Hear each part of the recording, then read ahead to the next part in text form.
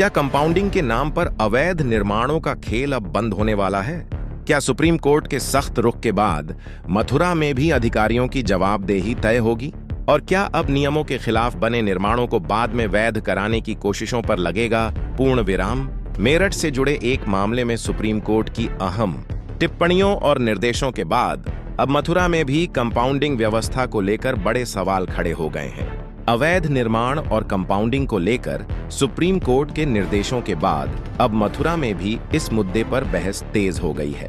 स्थानीय स्तर पर यह सवाल उठ रहे हैं कि क्या नियमों के विरुद्ध बने निर्माणों को बाद में कंपाउंडिंग के जरिए वैध माना जा सकता है या कानून इसके लिए स्पष्ट सीमाएं तय करता है। मेरठ से जुड़े एक मामले में सुप्रीम कोर्ट ने अवैध निर्माणों पर सख्त रुख अपनाते हुए संबंधित अधिकारियों की जिम्मेदारी पर जोर दिया है।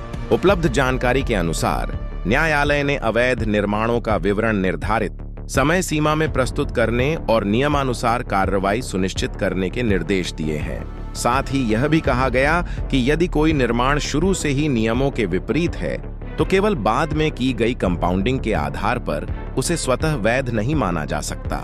न्यायालय ने अधिकारियों की जवाबदेही पर भी बल दिया है और समय पर कार्रवाई के महत्व को रेखांकित किया है। इसी संदर्भ में मथुरा में भी कंपाउंडिंग की प्रक्रिया को लेकर सवाल उठ रहे हैं। कुछ लोग आरोप लगा रहे हैं कि कंपाउंडिंग के नाम पर निर्माणकर्ताओं को भ्रमित किया जा रहा है। हालांकि इन आरोपों की स्वतंत्र पुष्टि नहीं हुई है और किसी भी व्यक्ति या अधिकारी की जिम्मेदारी सक्षम जांच और कानूनी प्रक्रिया के बाद ही तय होगी। अब सबसे बड़ा सवाल ये है कि क्या सुप्रीम कोर्ट के निर्देशों के बाद मथुरा में अवैध निर्माणों पर कार्रवाई तेज होगी? क्या कंपाउंडिंग की प्रक्रिया में पारदर्शिता और जवाबदेही बढ़ेगी?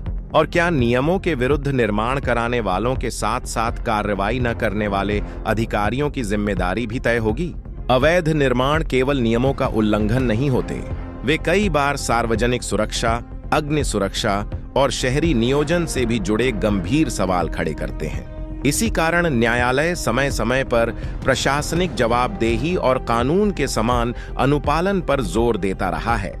यदि कहीं भी नियमों का उल्लंघन हुआ है तो उसका समाधान केवल कानून और न्यायिक प्रक्रिया के अनुरूप ही होना चाहिए।